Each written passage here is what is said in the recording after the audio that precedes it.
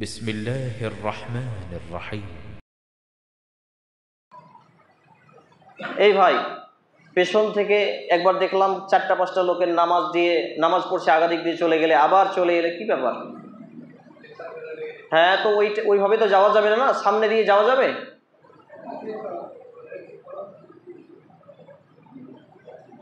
কেউ নামাজ পড়ছে, নামাজের সামনে দিয়ে যাওয়ার ব্যাপারে সহিহ আল বুখারী কিতাবুল আযান কিতাবুস সালাহ, সুনানে আবু দাউদ কিতাবুস সালাত একটি হাদিস বর্ণিত হয়েছে।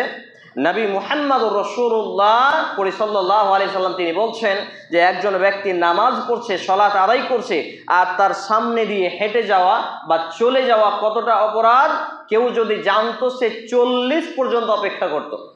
এ বলার পর আল্লাহ রাসূলের কাছ থেকে ইলমটা উঠিয়ে নেওয়া হয়েছে। সাহাবীরা জিজ্ঞেস করলেন, ইয়া রাসূলুল্লাহ, সেটা কি 40 ওয়াক্ত, সেটা কি 40 জুমা, সেটা কি 40 মাস, সেটা কি 40 বছর? তিনি বললেন, আল্লাহু আলাম, এই জ্ঞান আল্লাহ তাআলাই ভালো রাখেন, এই ব্যাপারে আমার আর কোনো জ্ঞান নেই। অর্থাৎ একজন ব্যক্তি সর্বোচ্চ 40 বছর দাঁড়ানো অপেক্ষা করবে, কিন্তু নামাজের সামনে দিয়ে চলে যাবে না। বলি নাউযুবিল্লাহি মিন যালিক।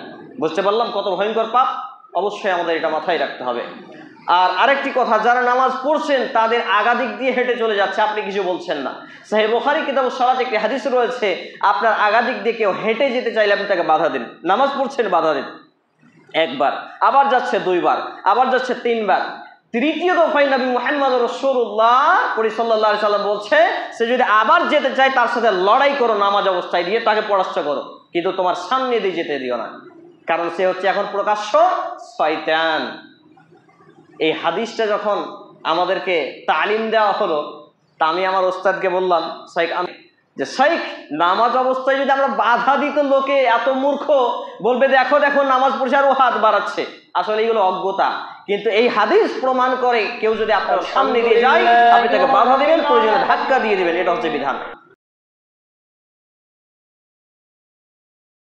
অনলাইন বইঘর, ইসলামিক বই, খাঁটি মধু, কালোজিরা ও জাইতুন তেল, আতর, কলম, টুথব্রাশ ও মাজন সহ বিভিন্ন হালাল সামগ্রী সারা দেশে হোম ডেলিভারি করা হয়।